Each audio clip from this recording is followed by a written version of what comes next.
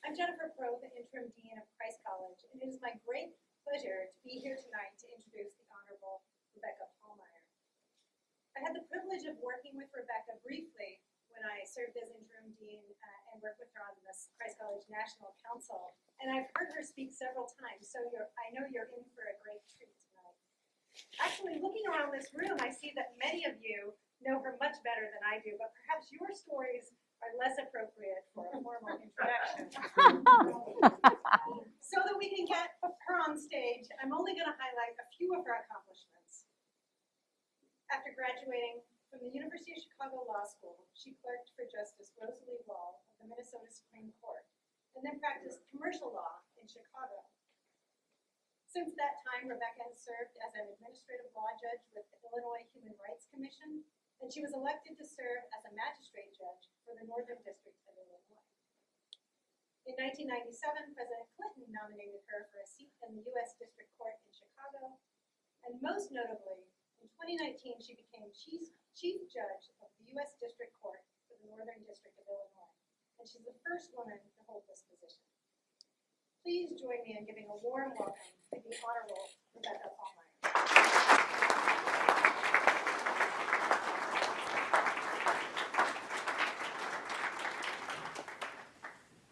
Good evening, everyone, and thank you, Dean Pruill, for the introduction. It's an honor to be asked to tell my Valpo story. I mean that. It's an honor that anybody's interested in my story. And telling a personal story is a pleasure because, as you probably know, most people love to talk about themselves. In fact, there's a tip to any of the students that are here or will be going on the job market soon. In a job interview, do your best to get the person conducting the interview to start talking about themselves. You make them feel good and they think, here's a person I can work with. So thank you for giving me the opportunity to travel down memory lane. I'll tell my story and offer some bits of unsolicited advice. Before I do that, let me just take a moment to make a comment about stories themselves. The word story is used very often at my house because my husband, a research psychologist, more about him later, studies what is referred to as narrative psychology. Briefly, the idea that human identity is at root a story we tell about ourselves. The story can be a happy or sad one, a journey of hope and change, or a story of defeat and stagnation, or a mix of those episodes. Are these stories we tell ourselves actually true? And what does that mean? In the novel many people say is the greatest ever written, War and Peace, Tolstoy describes a battle in which one of his characters, Nicholas Rostov, was attacked in a battle with Napoleon's forces, panicked, fell from his horse at dislocating his arm, and then ran away. But as he later provides an account of the event for his fellow soldiers, he finds himself telling a different story. As Tolstoy describes it, Rostov becomes, quote, more and more animated as he told his tale. He described the events in just the way that those who take part in battles usually tell about them. That is, in the way they would like it to have been, the way they have heard others tell it, the way it could be told more beautifully, but not at all the way it had been. Rostov intended to tell the truth. He began telling the story with the intention of telling it exactly as it had been, but imperceptibly, involuntarily, and inevitably for himself, he went over into untruth. If he had told the truth, his listeners would not have believed him. He could not simply tell them that they all set out at a trot. He fell off his horse, dislocated his arm, and ran into the woods as fast as he could to escape a Frenchman. Besides, in order to tell everything as it had been would take an effort. To tell the truth is very difficult. Soldiers were expecting an account of how he got all fired up, forgetting himself, how he flew like a storm at the square, how he cut his way into it, hacking right and left, how his saber tasted flesh, how he fell exhausted, and so on. And he told them all that. End of quote. Nikolai Rostov's battle story was exactly the kind of story his fellow soldiers wanted to hear, a story much more heroic than what really happened at the time of the attack. And like all of us, Nikolai probably came to remember the story in the way he told it, rather than what actually happened. Our stories, my story, our narrative identities are shaped by what others expect of us. People want to hear certain kinds of stories. You are here to hear my Valpo story, and perhaps you have certain expectations about that story that became the part of the way I see myself. And perhaps the way I shape my story is a function of what I understand of your desires or expectations. But like Rostov, I intend to tell the truth. So here goes. I grew up in St. Louis, the third of 6 children. A large family, but not wildly unusual in those post-war boom years. My father is a Lutheran minister, and so was his father before him. Footnote here. My father is still with us. He walks 3 miles a day, reads regularly, studies the political situation, and recently shot an eagle while playing golf. He regularly hits that genius status on the spelling bee thing in the New York Times. Today is his 97th birthday. My mother was a parochial school teacher, and so were her father, her mother, and both of her sisters. My older sister was the first to leave the family nest in St. Louis, and it wasn't surprising that she chose a school affiliated with the Lutheran Church. My brother followed her to Valparaiso the following year. I am now, and was then, very close to my brothers and sisters, and I wanted to be with them. My choice was vindicated about 5 weeks after I became a freshman here, when I was rushed to Porter Memorial for an appendectomy. When my eyes opened after surgery, the first faces I saw were my brother and sister and their friends who had somehow through the grapevine heard that I was at the ER and showed up to make sure everything was okay. In the end, 5 of us 6 children attended Valparaiso University. The only one who didn't, my youngest sister, went to St. Olaf and is now herself a Lutheran minister in St. Paul. As you might guess, Valpo was generous with financial aid, and I won the National Merit Scholarship. But surely my parents struggled with college expenses. I never ever heard them complain about it. Nothing is more worth the money than education. Remember that for those of you who will one day have children and as your children approach college age. I was invited to enroll in Christ College, and though I was a bit wary of the time commitment, it sounded pretty cool to me. As I look back on that now, the problem with the time commitment was probably that I was concerned about getting enough credits for a major, which is ridiculous because I hadn't even picked a major at that time and didn't manage to do so until I was a junior. I now believe the idea of a major doesn't make a great deal of sense at all. I have come to believe that everyone should get a broad general education, and yes, that should include science and math, but it should also include education in the arts, literature, history, and social sciences. Well-educated people know more than one thing and can talk across disciplines. There is no need to zero in as an undergraduate, and I think there are good arguments against doing so. But back to my story. I was invited into CC, and through some miracle, as my work-study job, I was assigned to assist the secretary of the dean of Christ College. If a work-study job can be transformative, this one surely was. Other people were serving potatoes in the cafeteria or doing dishes. I got to report to the dean's office, where I did lots of typing, and I think I occasionally made coffee. I got to know all of the faculty. I typed their outlines and their syllabuses and their papers. This was the fall of 1972. The dean at the time was the founding dean, Richard Bepler, who had a fabulous, vaguely continental-sounding voice, and a tall, elegant, and imposing secretary, Jackie Isley. Jackie had an artistic flair. She had jet black hair and dressed in solid black. In short, she was absolutely nothing like this conventional, middle-of-the-road pastor's daughter from St. Louis. I mostly got to know Jackie. On one occasion, I visited her home, and her husband, a pilot, took me up into the sky in his single-engine plane. I was terrified. But I also got to know the dean, and I got to sit in that bubble chair in the dean's office. In the years since, I can say with pride that I've come to know personally every dean who's occupied the office. First, Dean Bepler, then Dean Meyer, who was the director of the Cambridge Studies program before he became dean, then Dean Mark Swain, who launched the Lilly Fellows program here. Importantly for me, he also launched the Christ College National Council, which has now become a part of the picture for all of the colleges. I served on that council for so long that I finally had to throw myself off of it. Then Dean Peel, who became such a good friend that he and his wife, who are here tonight, it's a pleasure, hosted my husband and me years later when we traveled to Seattle.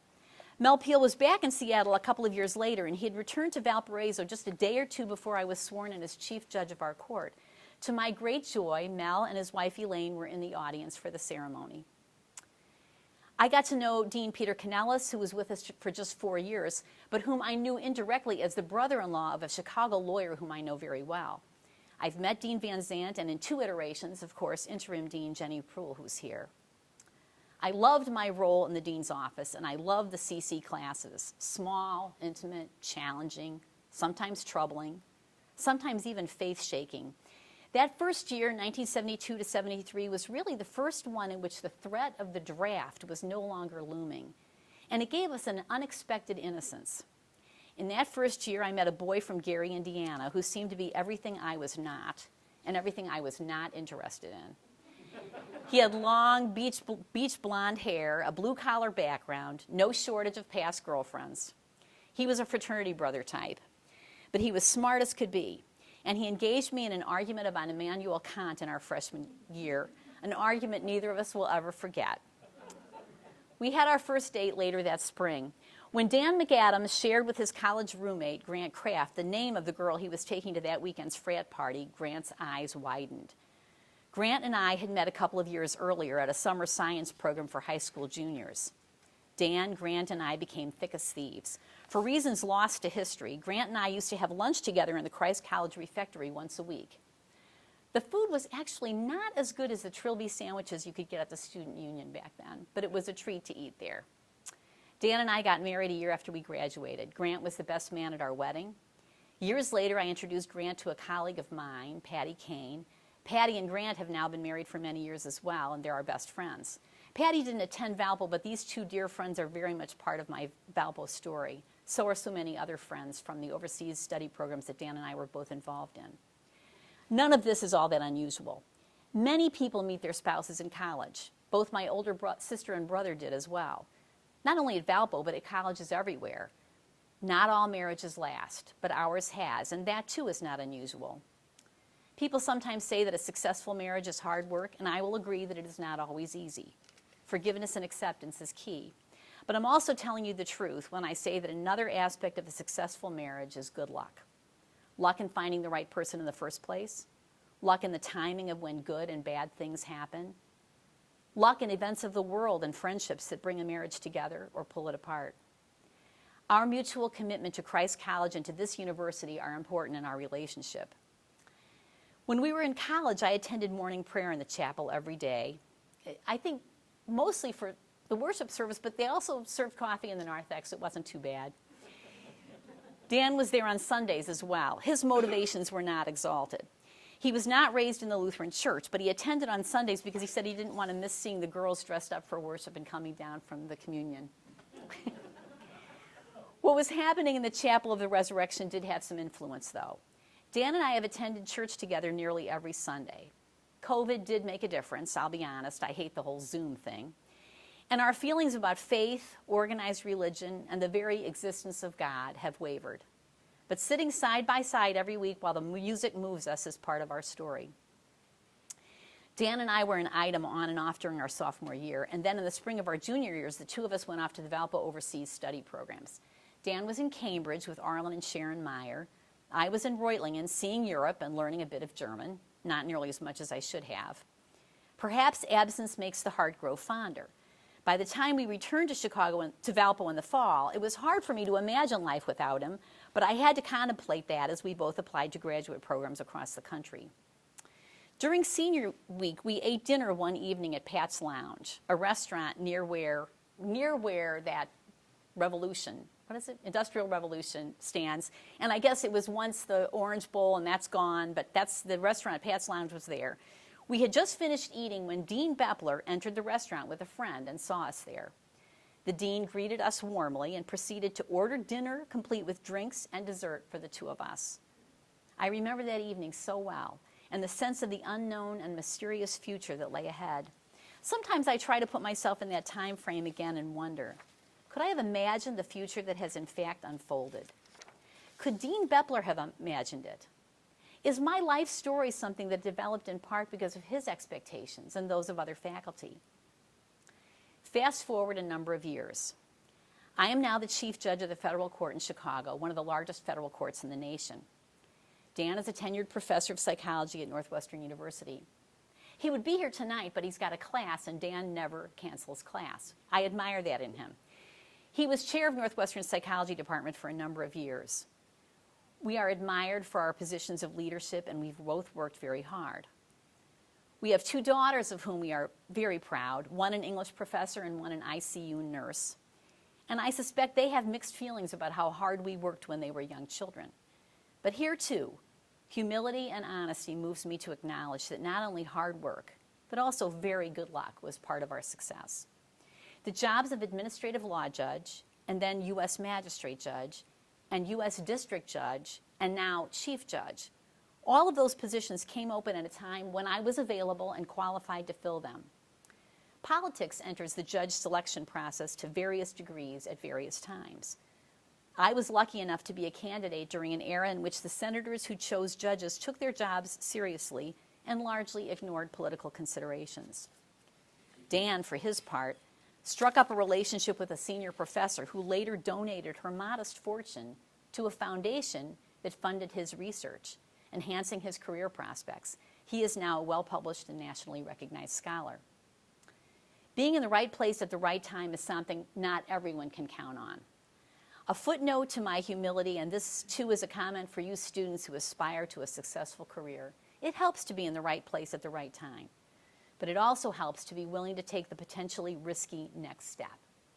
I had a good job with a law firm and was well paid when the ALJ position, a job with a poorly funded state agency, became open. I had been struggling with my career choice and didn't know whether I wanted to remain a lawyer at all.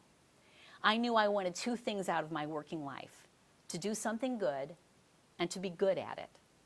Taking the ALJ job checked those boxes for me. Taking that job also meant a big pay cut, but I knew it was something I wanted to do and it was work worth doing. So I took that step and never looked back. And my second piece of advice to all of you, young people in particular, is to remember why you sought your education and training in the first place. If you choose a career in law because you want to engage in public service, then don't forget to take that public service opportunity when it comes along, even if it means some financial sacrifice. You may not end up as a chief judge one day, but I suspect you will not regret making sacrifices in order to do work worth doing. I never got the slightest resistance from Dan on this either. We had some financial issues in those years. I remember one scary month when we had two small children and thought seriously about calling my sister and brother-in-law to ask for a loan in order to pay our bills. But things worked out. Dan has always been 100% in support of my ambition, despite any difficulties it may have created for the two of us. And that would lead me to my third piece of unsolicited advice. I hope all of you will find someone to love. And if a successful career is important to you, then find a life partner who cares as much about your future as that person cares for themselves. Dan and I have been lucky in this way too. Sometimes it's necessary for one spouse to take a back seat to the other. And I believe we were both ready to do that. In fact, though, as it worked out, Dan and I were fortunate to bloom in the same environment, in the same big city, and at pretty much the same time. My Valpo story did not end when we graduated. I've already told you that I'm proud to say I've met every single CC dean, and I count several of them as friends. We've been welcomed into the community here in so many ways. Dean Schwain appointed us to the Christ College National Council. It was an opportunity for me to renew a friendship with Rick Barton, who was a brand new CC graduate who taught at my high school when I was a senior, and who was the chair of the National Council for years. Improbably, Dan and I get invited to parties out here in Valparaiso, sometimes at New Year's, and it's worth the drive to spend the evening with a bunch of extremely well-read and sometimes irreverent people. There is no worship setting more exalted for me than the Chapel of the Resurrection. Years after graduation, we were in the completely full chapel to hear the Bach Collegium of Japan perform the Mass in B minor, perhaps the most magnificent musical composition I've ever heard. I'm still a member of a Lutheran church. I was a member of Wilmette Lutheran Church, where Lorraine Brew was the director of music before she came to Valparaiso, and I would love to believe I was responsible for getting her hired here. I still love the music and liturgy that was central to my experience of worship here. After graduation, I attended the University of Chicago Law School. I attribute my success at that school to the rigorous written work I had to do here at Valparaiso and in Christ College. I'm loyal to the law school in part because that school too was generous in extending financial aid. I've been invited back there from time to time, and I had the honor of serving on a moot court panel with Justice Scalia. But it's here at Valparaiso where I had my first brush with a Supreme Court moot court panel. I sat with Justice Thomas at a moot court competition, And more recently, just before the law school was closed, I sat on a panel with then Judge Amy Coney Barrett. Over the years, I had the pleasure of working with a number of Valpo law students as externs. My Valpo story has not ended. And when you graduate, those of you who have not yet graduated, I hope yours also will not. In Christ College, we spent hours doing close reading of classic texts. For more than 30 years, Dan and I have been part of a book club that does this kind of close reading. Book clubs are not all that unusual, but we think ours is, not only because it has lasted so long, but because although our members are dear friends, we actually discuss the book. For hours sometimes. A good education, the education I got here at Valparaiso, is only a prelude to continued learning and thinking that continues throughout life. Let me close my remarks by telling you about the most recent chapter in my Valpo story. Recall what I mentioned at the outset about War and Peace. I'm among those who believe it's the greatest novel ever written, and I've said that ever since reading it with our book club years ago. But the memory of the Nicholas Rostov bit is fresh in my mind because Dan and I are engaged in a year-long reread of War and Peace together with Valpo friends with whom we meet once a month over Zoom. This started during the dead of the COVID winter. And I'm not going to say that it redeemed the pandemic, but certainly it added a bright silver lining. I'm so grateful to this university and to the faculty who helped to launch this Valpo story. I suspect each of you has a story to tell as well. Thank you for inviting me to tell mine.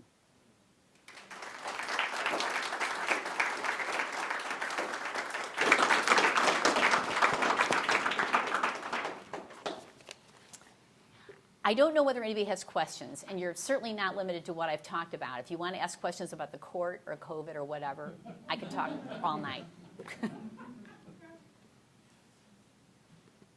Yes? What was your favorite text you read in CC? Oh, wow. I think The Possessed. Dostoevsky?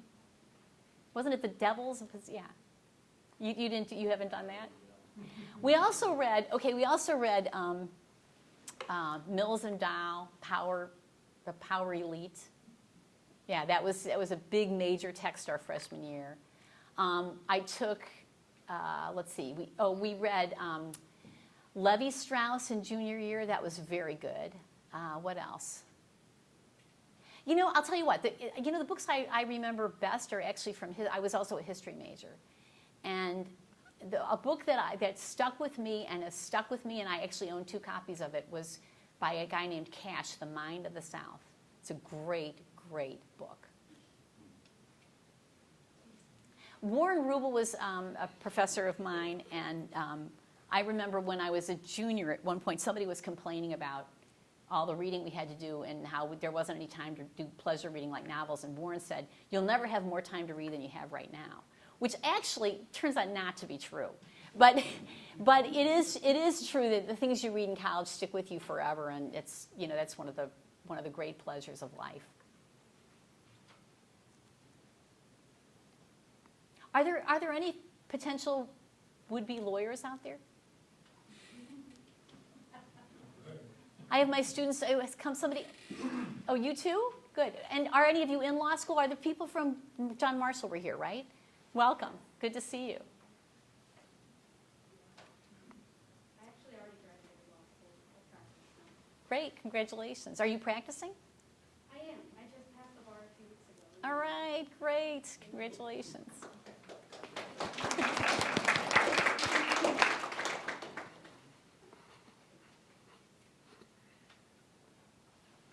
Yes.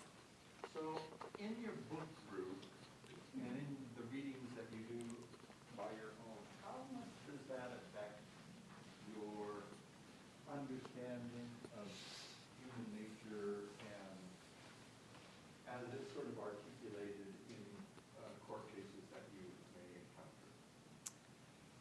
In other words, what's the relationship between literature and law? Okay, well, let me use an example to answer that question. Have you read the book Atonement by Ian McEwan?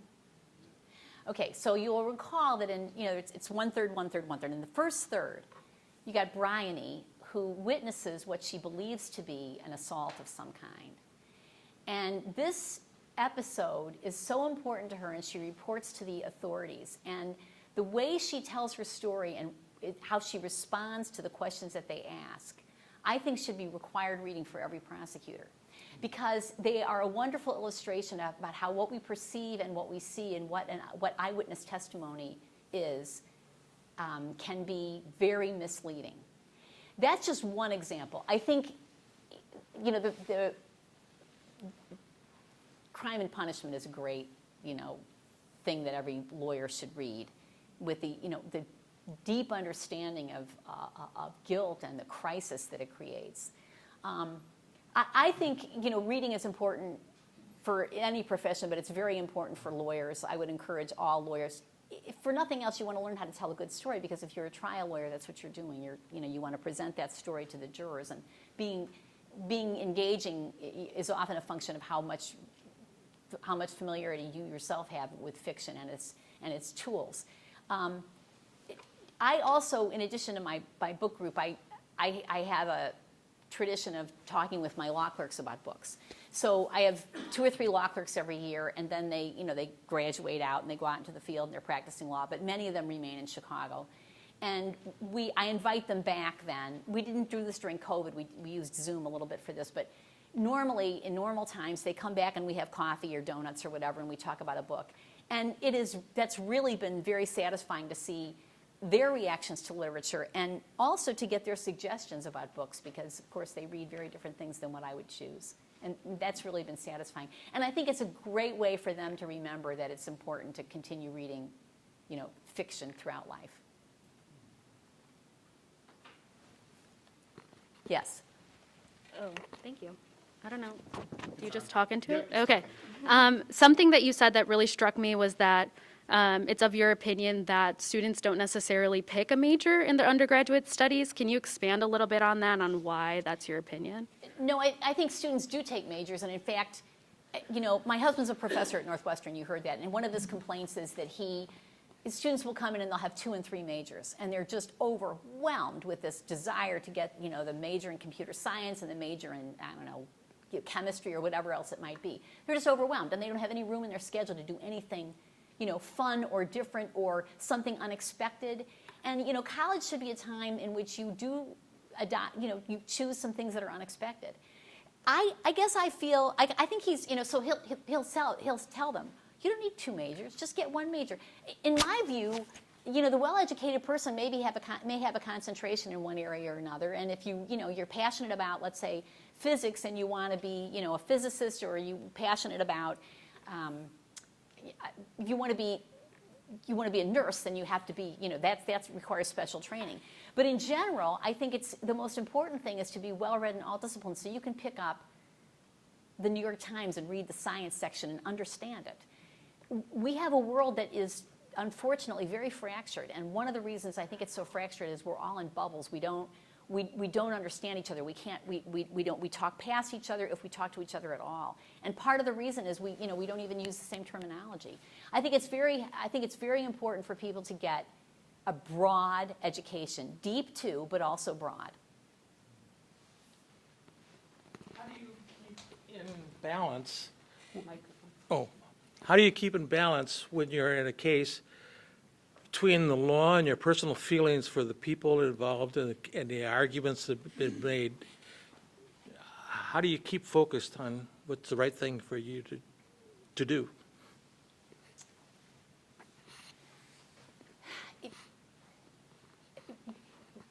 When you understand the facts of the case really well, very often the result will make sense to you. And you may feel sad for one side or another, but you understand why it should come out in a particular way. And that's because, there's expression, the law is an arse. In fact, the law actually makes a great deal of sense. In almost every way, the law, which is, has evolved over hundreds of years, reaches a rational conclusion about human circumstances. So when you really understand those human circumstances, even when you feel sad about the result of something, or you see somebody as a victim who nevertheless can't get a remedy, it still makes sense. If you really feel like there's something just counterintuitive about what you have to do and mean and harsh. That may be because you don't understand the case very well, or maybe this is one of those situations where the law really is uncomfortable. Here's an example that's not even all that compelling. But I had, years ago, I had a case involving a securities fraud artist. This guy had collected money from people and told them he was investing in very safe, blue chips, and was doing nothing of the kind. He was spending all this money on himself, and sure enough, he got caught up with sooner or later, and the Securities and Exchange Commission caught up with him. And what happens when the SEC catches a securities fraud person is, instead of a bankruptcy, they go to the federal district court and they ask the district court to assign a receiver, which is like a bankruptcy trustee. Okay, so I had a receiver before me in a case where this guy had gotten away with a lot of money. And he fancied himself a high roller, and he did what high rollers do. He bought lots of nice stuff for himself, but he also made great big donations. And he made donations to an organization called African Enterprises. It was a large mission that built schools in Africa for poor kids. This was a wonderful, wonderful thing to do. So the SEC comes in and says, give it back. You've got to give all that money back. And I'm thinking, how can this possibly be right? These people that invested in him were all people that had $100,000 sitting around that they could invest. Whereas this mission out in Africa, they have nothing. How can we possibly ask them to cough back the money that was given to them? And the principle is, one must be just before he is generous. So that was a case where, obviously, I hated the result. I just hated the result. But I had to rule that that money that was ill-gotten and received by people, even in all innocence, had to be returned. It was just, miserable. That's an unusual case. Far, far, far more often, once you understand what happened, you realize the result that the law dictates is, in fact, the right one. It's what ought to happen. I do, sit on the bench and feel, especially when I'm sentencing people, that's very hard. It's very, very hard. I have a rule with myself, no crying on the bench. And I've got that rule, and I've got no sleeping on the bench. And I will say that I have never broken those rules, but sometimes it's hard. Sometimes it's hard on both sides. But it is really hard. One of the reasons that sentencing is so hard is, first of all, those of us who we raised in a Christian tradition have this sense that they're about, for the grace of God, go on. We've all fallen short in one way or another. Now these are people who've fallen really short, but nonetheless, you can see the humanity in these people. Sometimes they're very, very penitent, and sometimes the crime was committed. Let's say it's a drug distribution offense, which we have a lot of that in federal court. And let's say that it happened 4 or 5 years ago, and the person was involved in a gang and really never had a family structure of any kind. And I'm not exaggerating when I say this is so common. No father, mother is addicted, raised by grandma. Grandma has a whole bunch of physical problems and really can't supervise this person, even though the grandma's usually a lot younger than me. These things are heartbreaking. Anyway, so this person was a drug dealer and then got arrested, and the pretrial services officer, kind of gets him on track and gets him a job. And for the first time in his life, this person's actually sort of a productive member of society, and then ultimately pleads guilty, and it's time to sentence him. And now he's not the person he was when he did this bad stuff. But we've got to send him to prison anyway. Those are heartbreaking. And usually, the family's there, and they're all feeling sad. And once in a while, the mom that I mentioned was crack addicted and now is, kind of back where she ought to be, is sitting in the courtroom, and she feels terrible about what's happened, and she feels personal responsibility herself. And I'm the judge who has to be, quote, just. It's just very hard. Those are the hardest things. In that kind of situation, how comfortable are you deviating from the sentencing guidelines? Oh, I do. The sentencing guidelines until about 15 years ago were straitjackets, but they are now, we now are free to what's called depart or vary from the sentencing guidelines. And a problem, the original purpose of the sentencing guidelines was a very good one, and that was there was a lot of concern about the fact that you might engage in certain activity in New York and you'd get probation. You get same activity in Alabama and you get 10 years in prison. So the idea was let's develop some uniformity here. Let's develop some standards. And the guidelines themselves are spectacularly detailed. They're very sensitive. They consider all kinds of things that might relate to criminal activity. You know, the nature of the offense, the amount of money involved, the amount of people involved, whether there were vulnerable victims, whether there was whether it took more than minimal planning, whether there was a mechanism used, whether weapons were used, just on and on. It consider everything. And now that they're flexible, they're a little bit more flexible than they were 15 years ago, we are seeing that, let's call it devolution into the same problem of some communities are a little bit more lax, let's say, not lax, but less harsh than others. Our court is one where there's a lot of departing that goes on. The guidelines are really harsh, and when you were looking at the goals of sentencing and you think this isn't necessary, it's hard to justify being so punitive.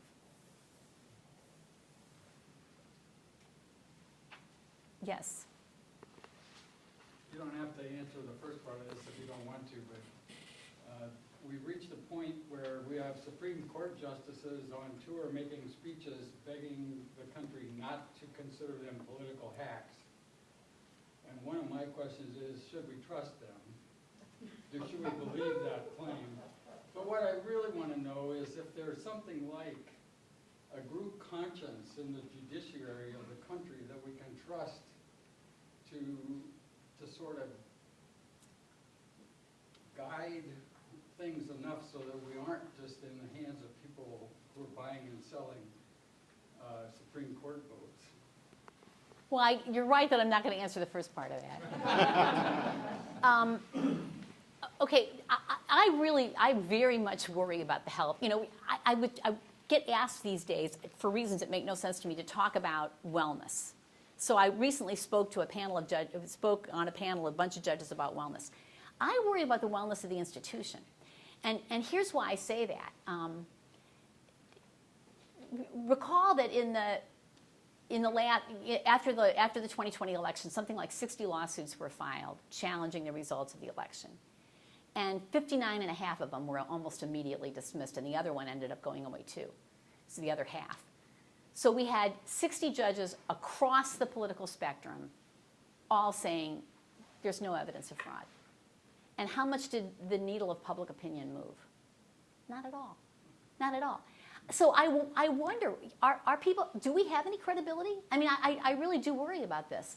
I do think, right now there's been a lot of criticism of the Supreme Court and criticism, claims that they're political. I personally think it's really important for judges not to be celebrities. And I say that even though I'm, like most people, a big admirer of Ruth Bader Ginsburg, but she kind of became a celebrity. And I think it might be better for us to be, the nameless and faceless, that just, stand for dignity. I'm happy to come speak to my, my alma mater about my Valpo story, but I don't see myself as a media figure otherwise, and wouldn't accept, the invitation to make comments. I just don't think it's what the appropriate role for a judge. I think better for us to speak through our decisions and hope that at some point those decisions speak loudly enough to generate respect.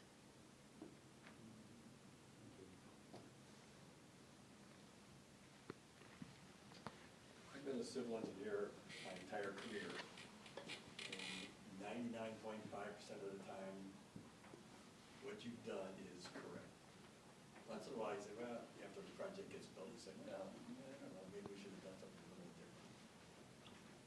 And you may have answered some of this. Have there been cases where it's done, and you say, I'm not so sure justice was served here? Yeah, I had, first of all, most of our trials are juries. And so we are, when you're a judge, there are only two really hard parts of a trial, and that is picking the jury. That's kind of hard. And then instructing the jury, that's hard too, and that's where you can get into trouble with reversal. You might instruct them wrong, and there's a lot of haggling about the instructions. That's what lawyers do, like the night before the instructions.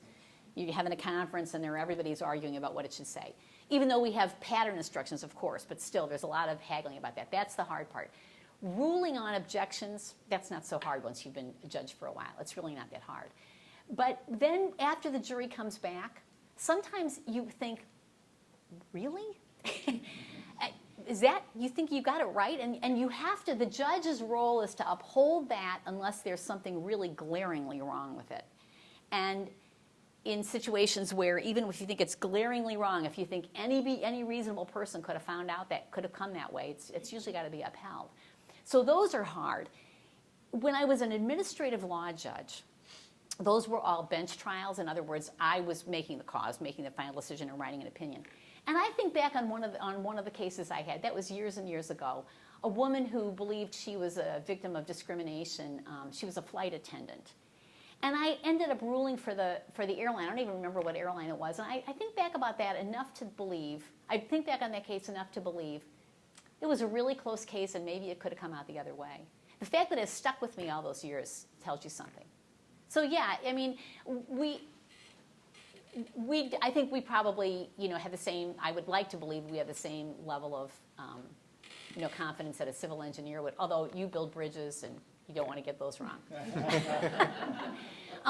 But yeah, I'd like to believe that most of the time, we've done what we can to get it right. Remember, too, a judge, this has happened. You issue a decision, and if you decide like 3 or 4 days later, gee, maybe that was wrong, you could vacate it.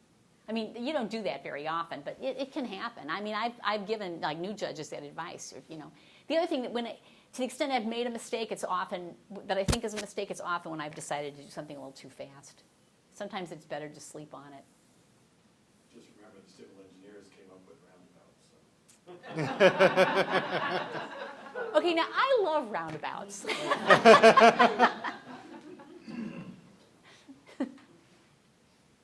Yes. I was a fellow Lutheran and aspiring woman, and so how much has Lutheranism and your faith background influenced you to become a lawyer or during your law career? Well, that's a really good question.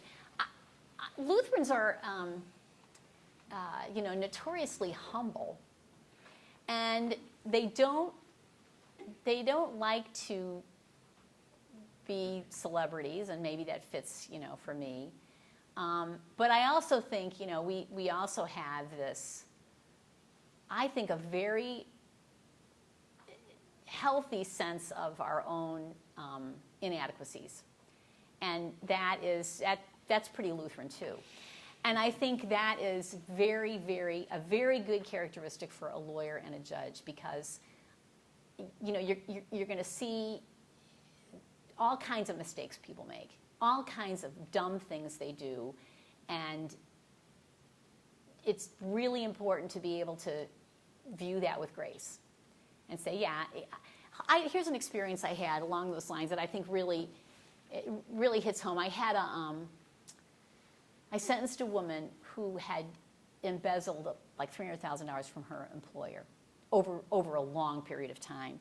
She had been very well trusted by her employer, and the employer, was just crushed and heartbroken to learn what this person had done. And she then was extremely remorseful. She was very, very upset. And she appeared before me for her sentencing, and she was sobbing, and she said, I don't think anybody can forgive me. I know he'll never forgive me, meaning her boss, and I don't think I can forgive me. And I said to her, your God has forgiven you. And her daughter wrote to me about a week later and said, you just don't know how comforting that was for her, to hear me say that to her. Because, it's funny, the judges, I became a judge when I was pretty young, and now I'm not really so young. But you become like sort of a parent figure, and you bless and curse the ones before you, and you are looked up to as kind of an oracle in a way. And that's not a role that we adopt readily, we Lutherans who are so humble, but it is important to remember that we can express grace in even when we have to be judgmental. Yes. Sure. The work-life balance gets thrown out a lot these days, especially with COVID. That whole balance has changed. How does that look like for you? And if before COVID you had certain things that worked for you, and now that they don't work, or you've developed a sense of new work-life balance, how does that look like for you now? I am not a great model of work-life balance. But I do believe in it. And one of the things that that has been very important to me, particularly with COVID, is to be, as I run the court, and I had so much responsibility as the chief judge. I had no idea all the things the chief judge does, just an astonishing job. But I really make it a point that we are going to be flexible with people. And no, we can, of course, remote work works. That we've all learned that you can work remotely if it, that we had no choice under this COVID regime.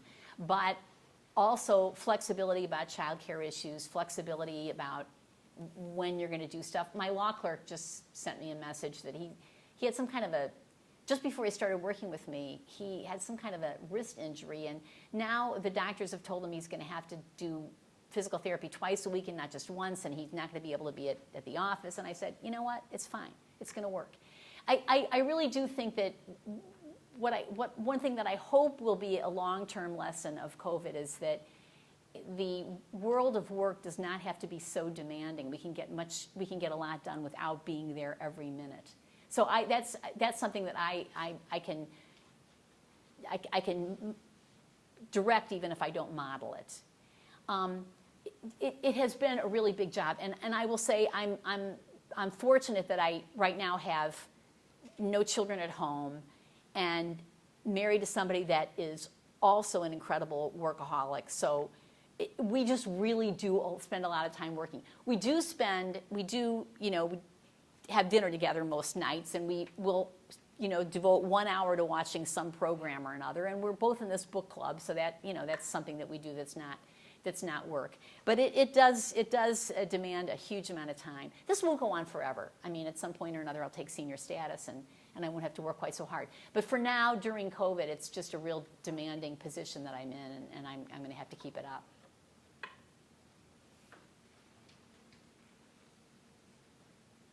Can you give us just a little snapshot of some of what your job entails? Okay. Well, in our court, the chief district judge monitors the grand jury, which means reviewing subpoenas and ordering non-disclosure of that information. And there are other motions that come up relating to the grand jury. Picking grand juries is an interesting experience. I do that as chief judge. I conduct all the judges' meetings. I conduct the executive committee meetings of the court. I am the chair of the court's security and safety committee, and that has become a very big job because we had some issues with security issues around our building recently. I do have a caseload. I have not as large a caseload as my colleagues, but I hear motions in my cases, try to settle cases. I have criminal and civil trials. We are trying jury cases in our court. We have been since April. I take guilty pleas. I sentence people. I work with my law clerks on written opinions in motions that get filed and get briefed. I occasionally working on publishing an article. I don't do much of that, but I do some of that. I meet with I sign checks relating to the court's business. Work with the committees to determine, what are we going to do about masks? What are we going to do about social distancing? When can we reopen the court? Where will cases be tried? What equipment do we need to order? Can we afford to order the equipment? We, in our court, I was the first chief judge in the nation to mandate the vaccine. Making that decision was, required some machinations. Swiftly followed by other courts. I don't want to suggest I'm a lone wolf out there. I also early on made the decision that we were going to do saliva-based testing for COVID of all of our jurors. And that is what has enabled us to conduct jury trials, that we're testing our jurors. And we have had, we have positives. We get positive tests, and then we're able to get people out of the building. To my knowledge, there has not been transmission within the building. And that's, I think, partly because we've been careful. I know most institutions are taking a lot of steps. I'm sure Valpo is as well. But stuff like that. So that's, which is, more, in ordinary times, the chief judge is the face of the court, so lots of public appearances. In fact, I like to say when I became chief judge, I was expecting a lot of pomp and circumstance. And it's turned out to be almost no pomp and a ton of circumstance. It's also, there's a lot of stuff that's happening on video conference that we once did live. I was expecting, I recently won an award. It was a very cool award. Ordinarily, you're at this luncheon and they give you these cool gifts. And I got the award, but none of that because we're not doing it live anymore. And that's sort of good too, because, how many plaques do you need, Anyway, I do feel being the chief judge is an incredible honor. It was a great honor to me that I became. It's not a secret that I became the chief judge. It's not an elected position. You become the chief judge because you're the most senior, have the most seniority of any judge that has not yet turned 65. And I became chief judge because the chief judge before me stepped down a couple of months early before my 65th birthday, and that opened the door to my being chief. And I wouldn't turn it down. It was an incredible honor. I'm the first woman. I'm asked a lot of questions. I have a lot of speaking opportunities. It's all good. But it is really, really challenging. And one of the things that's a little frustrating about it is I do less on the bench than I once did. And I love sitting on the bench. It's good. The best words ever are sustained and overruled. Love that.